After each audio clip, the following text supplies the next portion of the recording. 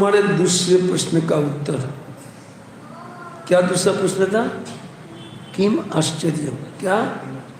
अहनि अहनि भूतानि गच्छन्ति हिमालयम शेषास्थिरत्वम इच्छन्ति किम आश्चर्य मतलब पर जलचर। इससे बढ़कर और क्या आश्चर्य होगा? रोज रोज यहाँ से किसी न किसी को उठा लिया जाता है, राम बोलो भाई राम, राम बोलो भाई राम।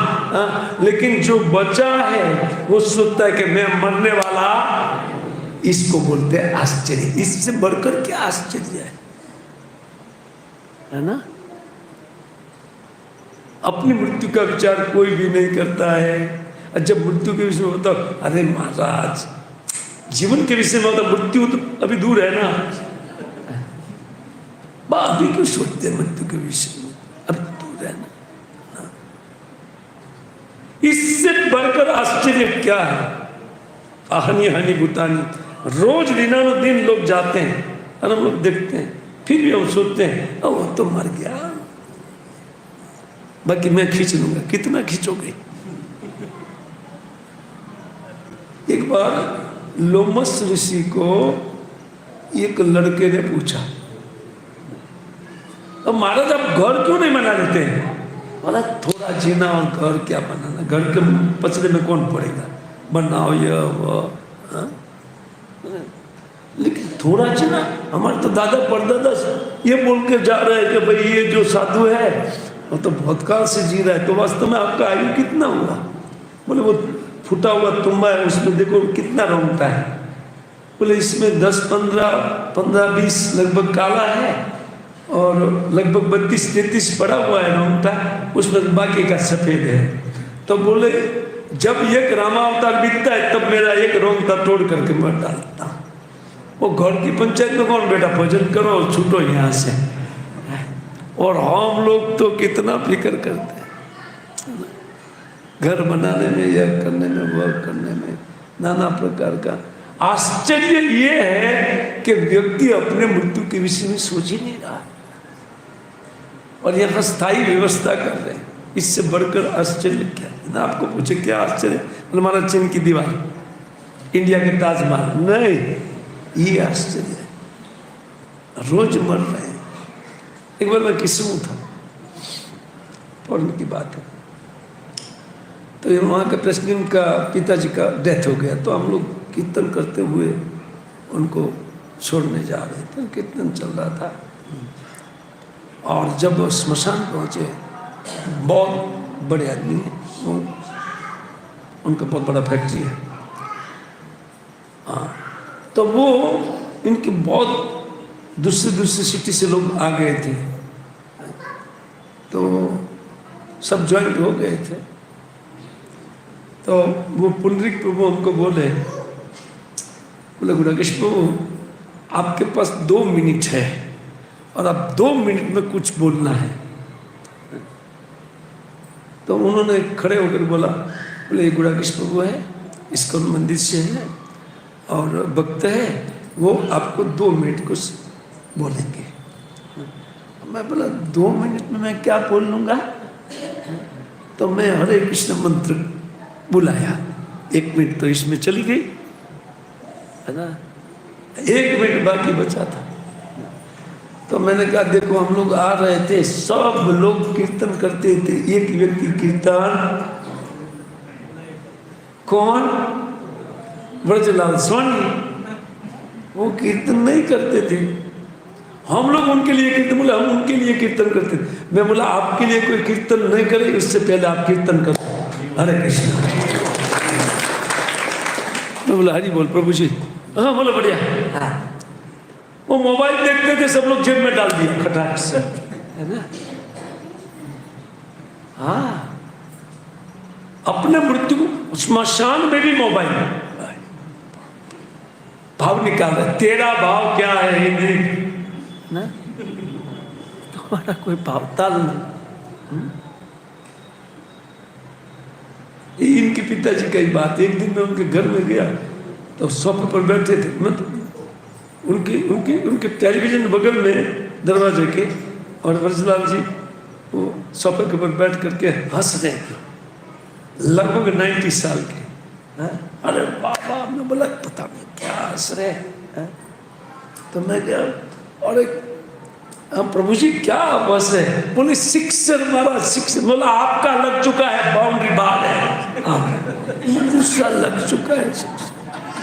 आप ये नहीं सोचे मेरा सिक्सर लग गया है, मैं बाउंड्री बाहर जा रहा हूं। अब शिक्षक के लिए इतने बूढ़े हो गए फिर भी रस, खेलने में रस। नित्य है जीव, भगवान के साथ खेलो ना, भजन करते हुए, कीर्तन करते हुए वैकुंठ लोक से ऊपर उठाओ अपने आप को, या वैकुंठ में कम से कम जाओ और भगवान के साथ नित्य खेल करो। कौन मना करते हैं? बोले मैं समझ नहीं पाया गुरु कृष्ण।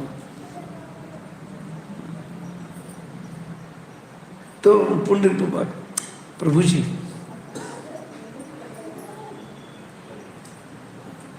वास्तव में ये आश्चर्य का बात है, दूसरे को मरते हुए भी देख करके भी हमारा मृत्यु हमको दिखाए नहीं पड़ रहा है, इस सबसे बड़ा आश्चर्य है। लेकिन आप लोग धन्य हैं, या देखो है ना, इतना लंबा काल जीने वाले व्यक्ति फुर्सत में भजन कर रहे थे, और हम लोग जैसे कहीं मरना ही नहीं है, ऐसे बिंदास आते जाते हैं, और जाते हैं स्लीप किया बाइक तो वहीं का वहीं।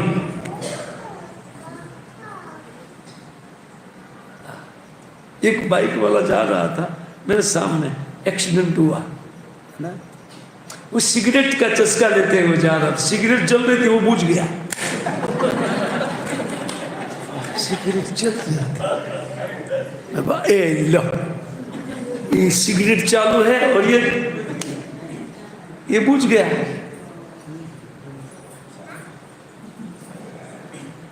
देखिए, हर टाइम जो मृत्यु को अपने सामने देखता है वो भजन कर सकता है, प्रति क्षण मृत्यु को देखने वाला भजन करेगा।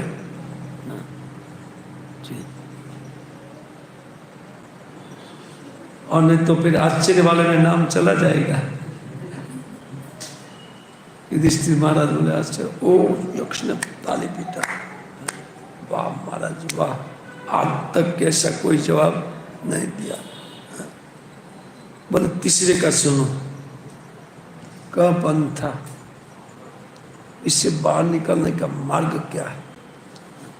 हम भी चाहते हैं, पकौड़ा पकड़ा है तो बाहर का मार्ग दिखाओ ना। तब तो सब वेद में लिखा है। तो बोले खिचड़ी ही वेद व्यास महाराज ने किया है, बोलो ना सीधा, खिचड़ी करने के क्या जरूरत? सीधा भक्ति का वर्णन किया होता तो क्या दिक्कत था? दिक्कत था। अब पाठ करेंगे तो पता चलेगा, ये दिक्कत उनका नहीं हमारा है। हमें समझते नहीं है कि सुख कहां से मिलेगा, इसलिए भिन्न भिन्न वस्तुओं में सुख देने वाले व्यक्ति, सुख प्राप्त करने वाले व्यक्ति को बोला वेद के अनुसार प्राप्त करो, खबरदार दुकानदारी से नहीं। हाँ, वेद के हिसाब से जियो बेटा, इस संसार भगवान ने बनाया तो वेद रूपी पेपर साथ में रखा है, अपने से मत खोलना, कुछ गड़बड़ हो जाएगा। उसमें देखो बुकलेट आता है ना, कोई मशीन नया बनता थी, बुकलेट है, पर खोलना बोलना नहीं, गड़बड़ करोगे। लेकिन आज सारा लोग गड़बड़ ही कर रहे हैं, है ना। वस्तु तो कहते हैं धर्मस्य तत्व निहितम गुहायाम, धर्म को कोई नहीं जानता है बेटा। महाजन गत पंथा, महाजन 12 है, वो महाजन ने जो किया उनके मार्ग पर आंख मूंद करके चलो। हरे कृष्णा कृष्णा कृष्णा हरे हरे, हरे राम हरे राम। अब महाजन तो द्वादश है, 12 जानते। हरे कृष्ण प्रभु, धन्यवाद प्रणाम।